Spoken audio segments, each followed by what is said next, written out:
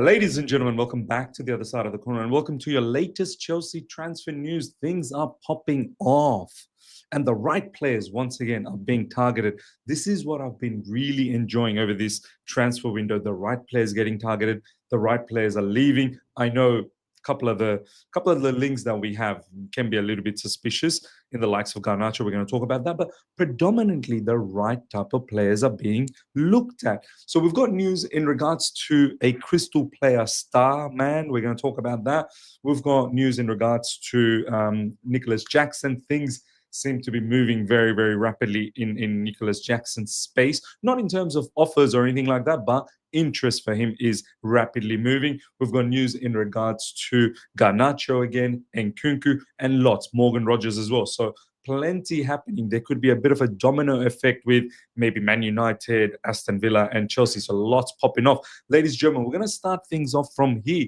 Check this out. This is coming from Simon Phillips. If you guys don't follow Simon Phillips, make sure you follow him. He doesn't follow me. He used to follow me. I don't know what he ended up hating me for one reason or another. I'm not really sure why, but I still appreciate all the news that he puts out. Make sure you go out there and follow Simon Phillips, ladies and gentlemen.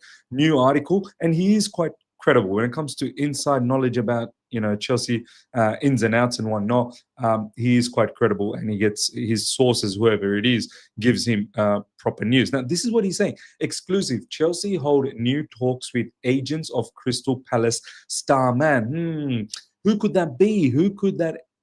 That star man from Palace might be. There's only one proper star man. I know Mateta is a bit of a star man as well, but ladies and gentlemen, the news, like people that have read through that article, have informed and put out clips out there. The star man is Eze, ladies and gentlemen.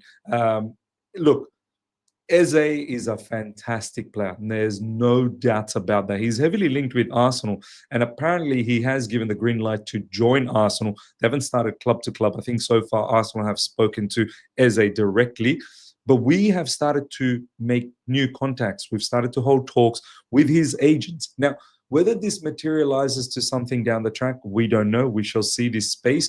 Arsenal have spent a lot of money on Madueke. They're looking to spend quite a lot of substantial money on Gyökeres. Are they going to have even more money left? Don't forget they've bought Zubimendi. They've bought the defender, can't remember his name, from Valencia.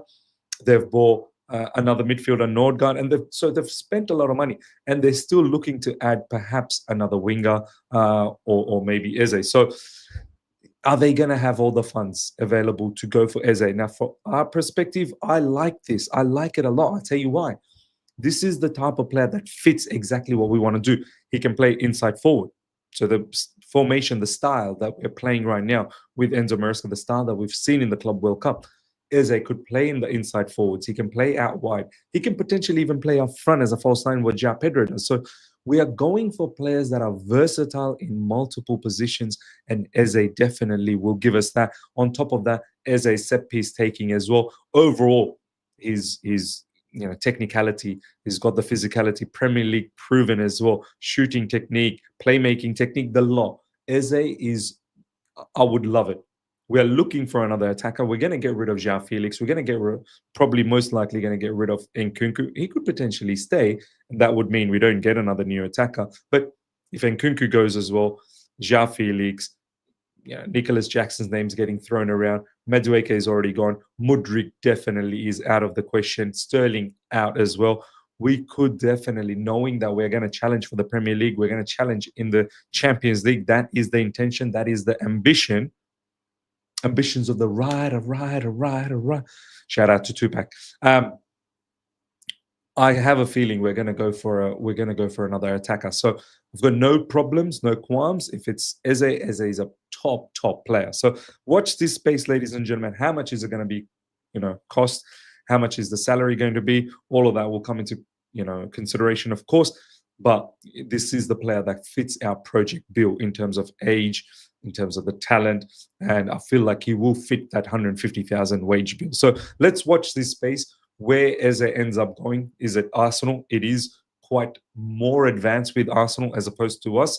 But it doesn't take Chelsea too long to make things very, very advanced. If you know, João Pedro was on his way to Newcastle. Well, not from his side, but the matter from club to club was far more advanced. And then Chelsea came in, swooped, and collected João Pedro in no time. So if we want to move quick, we can definitely move quick. Next up, ladies and gentlemen, Nicolas Jackson, his name is getting touted around heavily now. Nicolas Jackson, another name considered by Villa alongside Garnacho. Chelsea not forcing Jackson out, but could consider bids. Meanwhile, Chelsea retain an interest in Morgan Rogers, even though Villa considered him untouchable. Now, just like Eze, I see Morgan Rogers pretty much the similar type of players. And once again, filling the same build that we need in our system currently under Enzo Maresca that we've seen in the Club World Cup. So if it's Eze, fantastic. If it's Morgan Rogers, even more fantastic. No problems. Both are equally very, very good players. I actually probably would prefer Eze. Look, it doesn't really matter. I'm not even greedy. I could go for either. If it's Morgan Rogers, I'm so happy. If it's Eze, I'm even so more happy as well. So either way, I'm happy. But I think Nicolas Jackson's time, and that, something that I've said for at least the past a month a bit since Delap has come through and since what we've seen in the Club World Cup and now João Pedro's introduction. Don't worry about what we think. Jackson, I know there are some journalists out there saying he's not looking to leave. Chelsea's not looking to force him out either. No problems whatsoever. But ultimately, this player will not appreciate, after being starter for 2 seasons straight, he will not appreciate all of a sudden being a bit part player, and he will become a bit part player. That's the honest truth, whether we like it or not. I've got no issues if he wants to stay and be a bit part player, because I think he'll give us something. But at his time in his career right now, does he want to be a bit part player, or does he want to explode and go to a team and become an important player, which I think that's what he wants. So Chelsea not forcing Jackson out, but could consider bids. Meanwhile, Chelsea remain an interest in Morgan Rogers, even though Villa consider him untouchable. So look, I don't mind if Jackson's looking for, if Villa's looking for Jackson. Unai Emery has previous connections with Jackson. I've got no issues about that. I just hope that, please, Chelsea Football Club, just stay away from Garnacho. I know in recent times you've made a lot of right moves, and I know we've picked up trophies, but please, for God's sake, just keep away from Garnacho.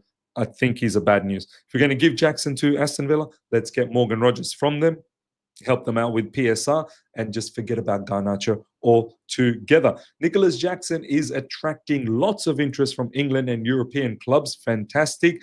I think Serie A would be a perfect destination for him. I think he would kill it. But the problem with Serie A is that they're not going to give us the money. Nicolas Jackson, anywhere upwards of 60 million plus. I think the sweet spot would be about 65 million pounds.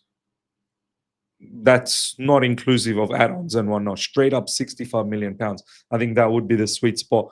There's quality about Nicolas Jackson. Yeah, he's not clinical, but there are other qualities about Nicolas Jackson. Stats as well prove that he's a good player. Past 2 seasons, if you have a look at him at Chelsea, his stats are very, very good. Several clubs have started to move for Nicolas Jackson, coming from Fabrizio Romano. So things are happening behind the scenes. Chelsea are saying we're not forcing him out. Players saying that I'm not really looking to leave. But clubs are circling like sharks. They're smelling blood and they want to go after this man. And he's a valuable asset to have. Problem is, we've got too many other valuable assets playing in that position, which then makes him a number 3 option for us. Once again, does he want to be a number 3 option? Probably not. Probably not. Once you've tasted and been a number 1 option for 2 seasons straight, you're not going to be a number 2 or number 3 all of a sudden. Now, next up, Chelsea are aware of the situation of Alejandro Garnacho as he has to leave Man United. Internal discussions continue on options, of which Garnacho is one. Honestly, how is he an option for us? It hurts me. It really does hurt me. It irks me. He shouldn't even be an option. He really shouldn't even be an option. I just pray that we end up getting someone like Eze and Morgan Rogers and call it quits after that. After that, get get a defender if you want to. If you're going to get rid of some defenders, if you want to get a defender, get a defender. If you want to get a goalkeeper, get a goalkeeper. But I know, I get it. It's going to be so difficult to dislodge Sanchez now. We still should consider a goalkeeper because Sanchez, let's be honest, he could have iffy moments and that could cost us a lot. In a competition phase, no problems. But in a long, grueling 38-match season, yeah, you need a proper goalkeeper. Now, if Sanchez continues in this trajectory where he's, keeps improving, sure. But let's just get Eze, let's get Morgan Rogers, one of those two players, and call it shut up shops up front, and let's not even worry about Garnacho after that. Please, I beg you, Chelsea Football Club, I truly beg you. Barcelona, Bayern Munich, and Man United have shown interest in signing Nkunku. Look, as I said, if we don't end up getting any more attackers, whether it's Eze, whether it's Morgan Rogers, or even Garnacho, please hope not, I've got no issues about keeping Nkunku, as long as Nkunku knows, once again, you're going to be a bit part player. And this is where I think he's not going to sit around. Nkunku's got aspirations of, representing France in the World Cup coming up next season. At the end of next season, the season that's coming up, he would want to play on a regular basis. And Bayern Munich with Jamal Musiala gone for a substantial amount of time, someone like Nkunku could definitely fit in that position. Leroy Sané has left as well. I don't know whether they want to revamp. Serge Gnabry is not looking that great over there as well. So Nkunku definitely will get game time at Bayern Munich, and he will get to express himself again back in Bundesliga where he's done well previously. So look, Bayern Munich, if you want to pay up the money, no problems. I think if we can get somewhere around 40 million for Nkunku, more than happy. Barcelona are interested. Man United, look, we've seen Nkunku could be a very good inside forward. He could. If Man United want to come and collect, please pay up the 40 million. They got to first deal with Brian Mbeumo. They can't even get the Mbeumo deal over the line, let alone trying to deal with Nkunku for the time being. So let's see what happens. But I think Nkunku is on his way out as well. Last but not least, check this out. Chelsea have made fresh inquiries to Manchester City for Nico Riley. Now, this is a strange one. Once again, from Simon Phillips. Exclusive. Chelsea make fresh inquiry for Manchester City player. Nico Riley, apparently, the article goes on to say, he's getting considered as a left back. Now, traditionally and originally, and let me know in the comment section, ladies and gentlemen, he's a midfielder. Correct me if I'm wrong. I know Pep Guardiola deployed him as a left-sided player who's sort of cutting in and then playing in that half space at times. And he's done a very good job. Is that what he's going to turn out to be, the player? Is that his position? And is that what Chelsea has seen? And then, want to get him as a backup for Cucurella? Maybe. And I've got no issues about that. Nico Riley looked very comfortable doing that role. And that's the same sort of role that Cucurella does. My only problem is I don't think Nico Riley is as good as Cucurella when it comes to the defensive side of things. And he's young, so he's going to learn. But is he that type of a player? Once again, Manchester City Academy. I'm sure Joe Shields knows about it. I'm sure Enzo Maresca knows very much about this player.